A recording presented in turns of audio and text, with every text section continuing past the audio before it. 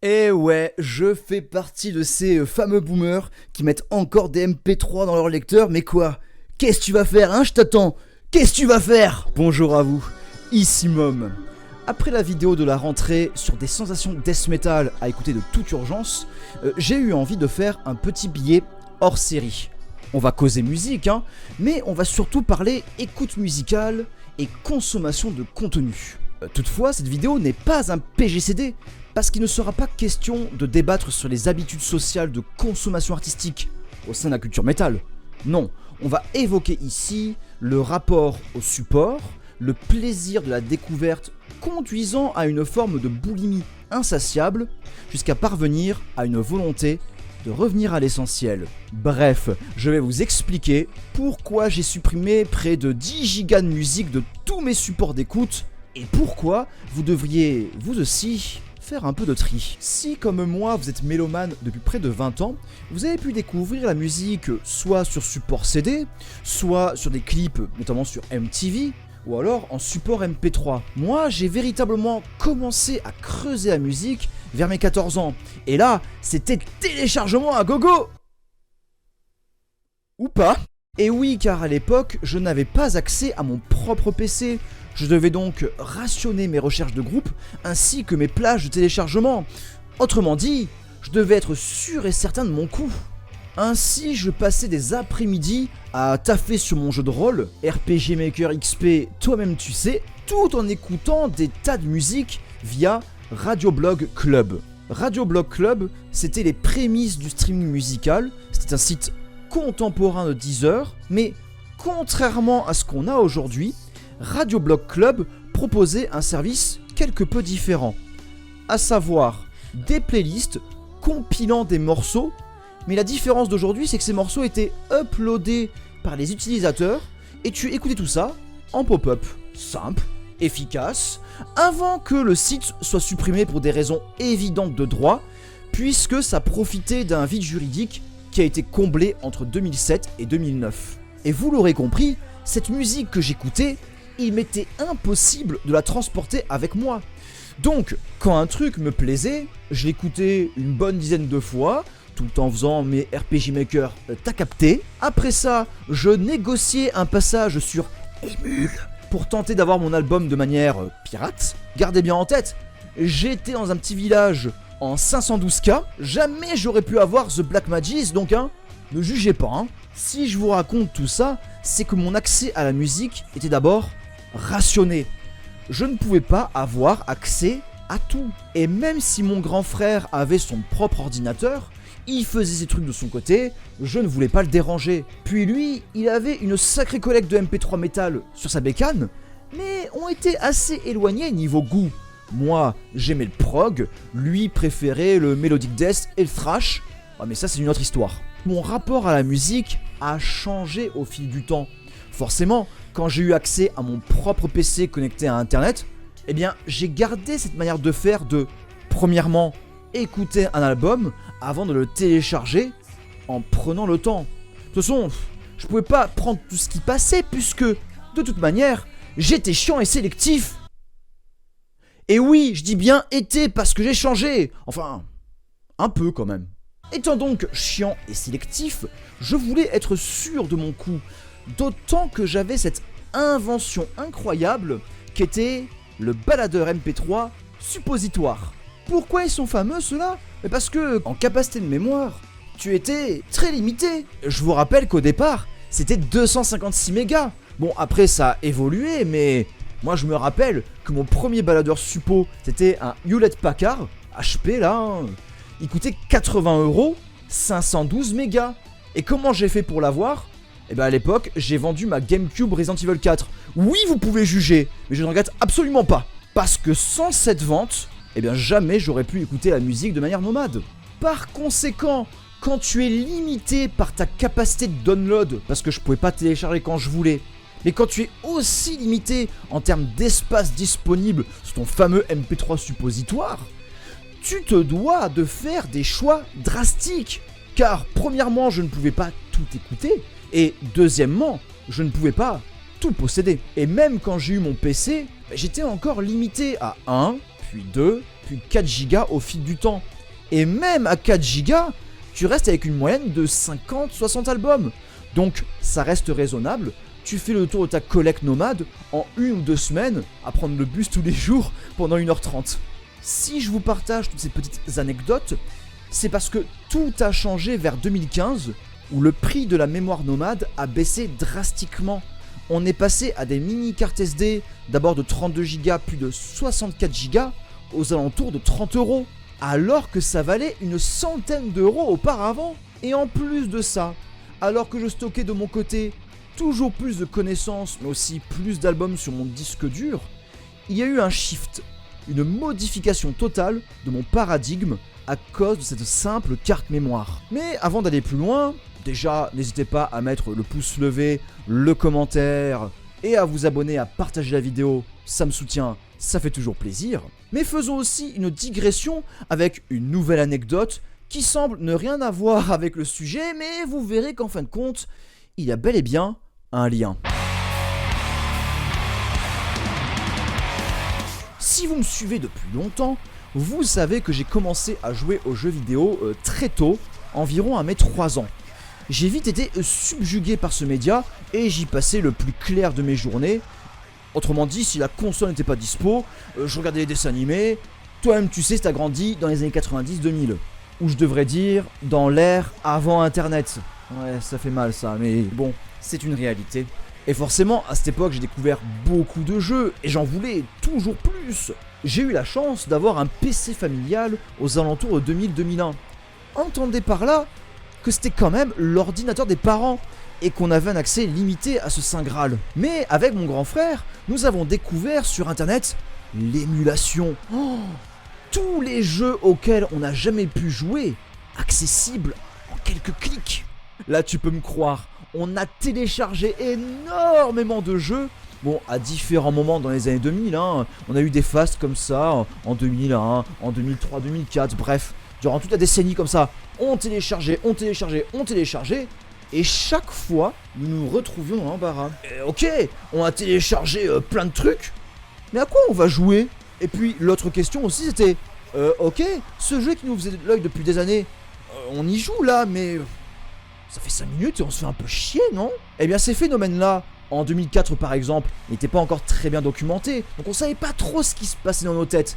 Mais aujourd'hui, avec Netflix et la prolifération des offres de divertissement à la demande, on a des mots pour définir ces comportements qui semblent contradictoires. En effet, enfant, on veut tout de suite. Quand un truc nous fait envie, on le désire ardemment. C'est l'impulsivité, c'est normal, un enfant est globalement situé dans l'instantané, et le rapport au temps passé et futur se construit en grandissant. Et on pourrait se dire que si cette envie d'instantané était comblée, alors un enfant serait aux anges. Spoiler alerte, c'est faux. En premier lieu, face à une offre illimitée de contenu, le cerveau se place dans le paradoxe du choix, ou autrement dit dans la surabondance des choix. Et là, je vais citer Wikipédia comme un sagouin, mais ça pose pas de problème, tu vas voir de quoi je parle. La prise d'une décision devient trop accablante en raison des nombreux résultats potentiels et les risques qui peuvent résulter de faire le mauvais choix. Avoir trop d'options, tout aussi bonnes les unes que les autres, est mentalement fatigant parce que chaque option doit être pesée à l'encontre de solutions de rechange pour en fin de compte choisir la meilleure. Initialement, plus de choix donnera plus de satisfaction, mais plus le nombre de choix possibles augmente, plus les gens ont tendance à se sentir angoissés, confus et potentiellement insatisfaits de leur choix. Grosso modo, on a tellement accès à tout que finalement, on ne choisit plus du fait de la trop forte sollicitation. Nous avons un peu ce phénomène dans certains jeux vidéo qui présentent un contenu qui semble infini et que j'appellerais l'effet Breath of the Wild. Il y a tellement à faire que nous sommes découragés. Que ce soit dans Breath of the Wild, face à tous les jeux qu'on peut avoir par émulation, ou face au catalogue Netflix, il y a tellement à découvrir qu'on voit en fait tout le temps qu'on aurait à y passer pour découvrir l'ensemble. Et le plaisir se mue alors en corvée. Si vraiment on veut découvrir l'intégralité de l'offre, on s'aperçoit qu'on devra faire preuve de méthode, de discipline, de rigueur, d'investissement Pour faire court, le plaisir devient contrainte. On se sent prisonnier de nous-mêmes. Et donc, il y a angoisse. En second lieu, devant une offre aussi vaste qu'une vie entière ne suffirait pas pour explorer ne serait-ce que la surface visible, l'accès illimité au contenu, bien loin de satisfaire notre envie, peut provoquer le FOMO, autrement dit Fear of Missing Out, ou la peur de manquer quelque chose d'essentiel. Avec cette proposition gigantesque de contenu, les entreprises visent la rétention d'audience. Notre temps devient une valeur, puisque le temps que nous passons chez eux n'est consacré qu'à leur plateforme. Autrement dit, le temps que nous passons dans leur espace, on ne le passe pas à consommer ailleurs. À partir du moment où le temps devient une valeur marchande, nous avons en tête que nous souhaitons investir cette denrée de la meilleure façon possible. Encore plus lorsqu'on est pris dans un quotidien où le temps pour soi se raréfie. Ainsi s'installe le FOMO. J'ai 1 milliard de choix devant moi, mais je n'arrive pas à me décider parce que la demi-heure que je peux m'accorder, je ne vais pas la passer face à un contenu qui me fera perdre du temps. Alors vient la valeur sûre. Soit le contenu doudou qu'on sait qu'on va aimer car c'est une capsule de nostalgie, soit la recommandation de nos amis ou le succès critique d'une œuvre qui est sur toutes les lèvres. L'autre piège qu'il y a aussi, c'est, comme je l'ai expliqué, quand on est face à tellement de choix, on va peut-être faire du cherry picking. Ça veut dire qu'on va moins s'investir. Étonnamment, quand on a accès à tout le temps sans limite, eh bien, quand on va prendre quelque chose et que les premiers instants se passent pas très bien, on va dire bon, je suis pas investi, j'ai pas payé, next. Au contraire de quand tu achètes un produit physique, que tu as dû te déplacer, dépenser de l'argent et tu t'es vu dépenser de l'argent pour avoir accès à cet objet que tu vois, et bien quand tu vas mettre la galette dans ta console ou dans ton lecteur CD si c'est un album, et bien tu vas davantage t'investir parce que tu te dis putain, j'ai investi de l'argent et du temps pour aller chercher ce truc là, bah, je vais m'accrocher pour voir si c'est bon. Quand tu as accès à une œuvre en quelques clics, forcément tu t'investis moins car tu as fait moins d'actions. Et dans le cas d'un abonnement, comme tu as accès à un catalogue où tu ne payes qu'une seule fois par mois, quand tu as accès à une œuvre, c'est une œuvre parmi tant d'autres. Mais il peut y avoir un autre comportement, qui est celui du plaisir boulimique, le plaisir d'en vouloir toujours plus. Finalement, face à cette offre, non seulement je parviens à dépasser cette paralysie, mais en plus, je me connecte régulièrement pour assouvir mon envie de trouver, au sein de cet océan insondable, une potentielle gemme cachée. Et là, nous revenons au sujet de la vidéo. Et je vous l'avais dit qu'il fallait me faire confiance. Car ce shift, ce changement de paradigme qui s'est opéré en moi aux alentours de 2015-2016, avec l'accessibilité de la mémoire nomade, ceci a généré en moi une véritable boulimie. Tous les jours, j'allais dénicher de nouveaux disques issus de différents styles. Aussi, en devenant chroniqueur pour Thrashcore de 2016 à 2020, le phénomène s'est amplifié. J'écoutais énormément de musique pour rester dans l'actualité. C'est aussi à ce moment-là que j'ai écouté des genres qui me laissaient indifférent, comme le black metal, mais il fallait que je reste renseigné, parce que quand je m'investis dans quelque chose, j'y vais à fond. À fond. À fond. À fond. À fond. À fond. Et comme ça, je me retrouve en 2021 à en avoir marre. Un effet de saturation comme j'avais jamais ressenti auparavant. C'est à ce moment que je mets de côté toute la recherche de musique. J'arrête de traquer la nouveauté, je reste focus sur mon travail, il y a aussi la chaîne YouTube qui ralentit, mais ça me permet de me recentrer sur l'essentiel. Mais là, il y a quelques semaines, je me disais que, mince, je zappais quand même beaucoup de morceaux de mon catalogue perso. Tu parles, j'avais plus que 700 mégas disponibles sur les 64 gigas que j'ai là-dedans. Je me suis donc attelé à la tâche de supprimer tous les albums que je n'avais pas écoutés une seule fois, mais aussi tous ceux que je n'avais pas ressortis depuis 2020. 8 gigas, soit l'équivalent de 120 albums, ont été retirés. Et ça fait un bien fou, parce que désormais, je n'ai plus que l'essentiel.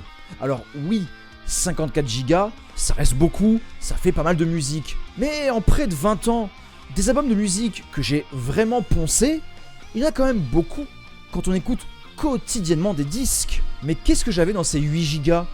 Du black metal que j'avais pris parce que c'était sensationnel, alors qu'en réalité ça ne me parlait pas du tout. Du metal technique des années 2000 et 2010 avec un son approximatif ou des démonstrations instrumentales parce que j'étais avide du genre.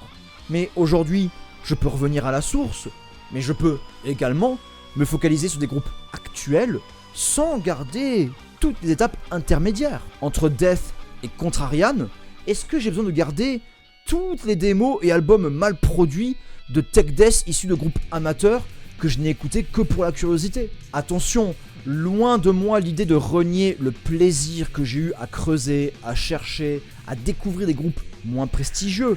Je défends toujours le do-it-yourself et je défends les tentatives issues d'amateurs ou de semi-pro. Mais auparavant, je me faisais une obligation de les écouter régulièrement. Mais c'était plus de l'ordre du travail que de la passion. C'était plus pour dire « Ah, ça je peux l'intellectualiser pour une vidéo ou une chronique » plutôt que de vraiment ressentir le disque. Et mine de rien, cette abondance, elle est épuisante. Tu te dis qu'il y a toujours à découvrir, toujours à écouter, toujours à voir. Et jamais tu te poses. Tu ne fais qu'explorer encore et encore, à prendre ce qui passe, en pensant déjà à ce qui viendra après, à engloutir plus qu'à profiter. C'est vrai qu'il est bon de partir dans une chasse au trésor en mode scavenger hunt hyper effréné, mais il faut aussi savoir se poser. Ne serait-ce pour ne pas devenir un simple maillon dans la chaîne de diffusion commerciale de la musique. Le streaming musical, finalement, c'est la même chose que cette boulimie que j'ai eue. Si ce n'est que le blocage lié au paradoxe du choix est rendu invisible par la gestion des playlists. Plus besoin de choisir, quelqu'un l'a fait pour nous. Mais le streaming pose ce même souci de papillonner, et pire encore qu'avec l'écoute de fichiers MP3. Car les fichiers MP3, je les ai sélectionnés. Bon, avec de moins en moins d'exigences, je l'admets. Donc ces fichiers, je les ai sélectionnés. J'ai fait la démarche de les chercher et de les acheter. En les mettant sur mon téléphone, je vois le nom du groupe que je m'apprête à écouter. Avec le streaming par playlist, les morceaux passent, anonymes parmi toute une foule d'autres titres tout aussi anonymes. Sous l'averse de musique, on ne perçoit même pas les gouttes qui nous passent dessus. Il y a ce flux continu dans lequel nous baignons avant de nous faire transporter par celui-ci. En choisissant de supprimer, en gardant les repères qui comptent vraiment, j'accepte de progresser en dehors de ce flux. Je reste attentif et curieux, évidemment, mais je ne me forcerai plus. Comme face à Tears of the Kingdom que je suis en train de faire en ce moment, je suis mon chemin critique en acceptant que je n'aurai jamais le temps de le compléter à 100%, et ça ira très bien comme ça. Et vous ? Avez-vous déjà ressenti cette paralysie liée au paradoxe du choix ? Avez-vous déjà ressenti ce vertige face à l'accumulation qui, finalement, vous fait baisser les bras ? Y a-t-il des musiques que vous êtes forcé à écouter ? Et vous voyez, pas mal de questions ont été soulevées avec ce qui paraissait trivial de prime abord. Partir de mon expérience assez OSEF de faire le ménage de ma collecte nomade, pour finalement voir quels mécanismes sont à l'œuvre derrière nos pratiques. J'espère que cette vidéo vous a plu. En ce qui me concerne, c'est tout pour moi. Je vous rappelle le pouce levé, le commentaire pour me dire ce que vous avez pensé de la vidéo, ainsi que le partage et l'abonnement, ça fait super plaisir. C'est là que se montre le soutien. En attendant une prochaine vidéo ou un prochain stream Twitch, lien en description, je vous dis à très bientôt. Prenez soin de vous, prenez soin des autres. Ciao, ciao.